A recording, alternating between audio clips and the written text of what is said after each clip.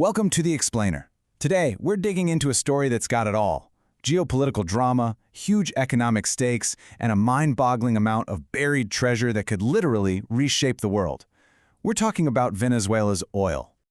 Okay, so let's just start with a number. 300 billion barrels. Just let that sink in for a second.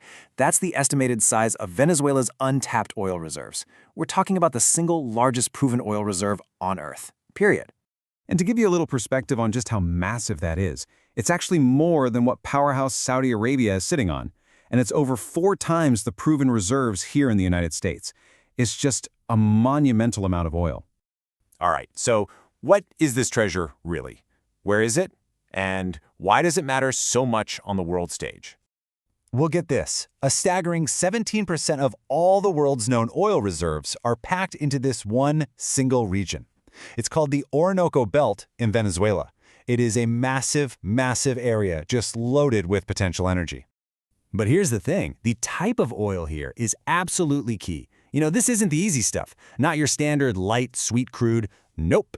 This is extra heavy crude. Think thick, sticky, almost like tar. And that makes it way more complicated to get out of the ground and to refine. And this is where the geopolitical puzzle really gets interesting. You see, Venezuela has tons of this unique, heavy oil. But guess who has the special refineries you need to process it?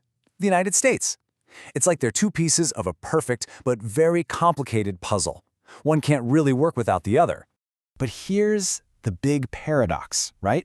They're sitting on this absolute mountain of oil, this incredible potential. And yet, Venezuela's oil industry today, it's just a shadow of what it once was. I mean, the contrast is just stark. If you go back to the 1970s, when American companies were basically running the show, Venezuela was pumping out over 3.5 million barrels a day. That was a huge chunk, like 7% of all the oil produced in the world. And today, production has totally collapsed to less than 1 million. So you gotta ask, how did we get here? How did it all fall apart? Well, it wasn't one single event, it was a slow decline. After that peak in the 70s, things really started to change under President Hugo Chavez. He nationalized the industry, basically seizing assets from American companies. Production started to drop. Then it fell even more under a successor, President Maduro. And then things got really bad when the U.S. hit them with heavy sanctions in 2019. Okay, so let's shift gears and look at the bigger picture, the players on the world stage. Because this whole collapse in Venezuela, some people see it as a massive commercial opportunity. And you don't have to look far for evidence of that. Former President Donald Trump he was pretty direct about it. He basically said that getting American companies access to all that Venezuelan oil was a major reason for pushing to get President Maduro out of power. So this all brings up a really important question, right? If the U.S. has sanctioned the industry and it's in such bad shape, who's actually buying the oil that Venezuela is managing to produce right now? Well, the answer's probably going to surprise you. A huge chunk of it goes to China, a lot of the time as a way for Venezuela to pay back these massive loans they took out.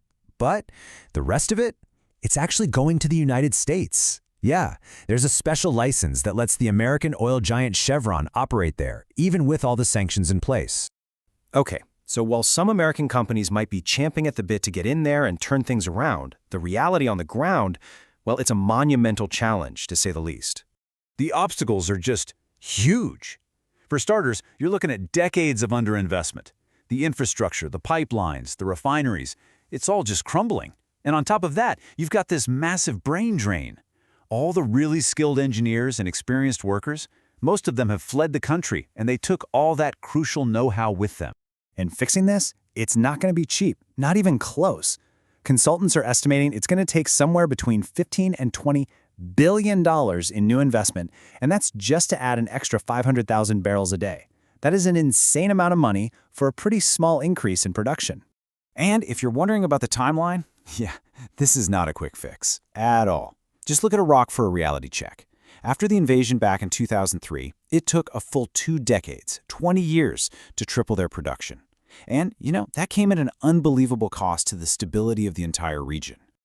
Okay, let's get to the bottom line here. With all this drama, all this potential, what does it actually mean for you? For the price you pay at the pump? Well, here's another surprise for you. All of this, it's had a pretty limited impact on global prices. In fact, if you look at the last year, the price of oil has actually dropped by more than 20%. And the reason for that has almost nothing to do with Venezuela. It's just basic economics, right? Supply and demand. A bunch of big economies around the world are slowing down, so they're just not using as much oil. Demand is down, but supply is still pretty high, and that naturally pushes prices lower. You know, in the short term, other things happening in the world are way more important for oil prices. Like a potential peace deal between Russia and Ukraine. That would have a much bigger, much more immediate impact on prices than the far-off promise of more Venezuelan oil, which is probably decades away. So at the end of the day, forget the markets for a second. We're left with a much deeper, more important question. If and when this treasure trove of oil is finally unlocked, is American involvement actually going to help the people of Venezuela? Or will it just be a modern-day colonial asset grab? That's the real question, isn't it?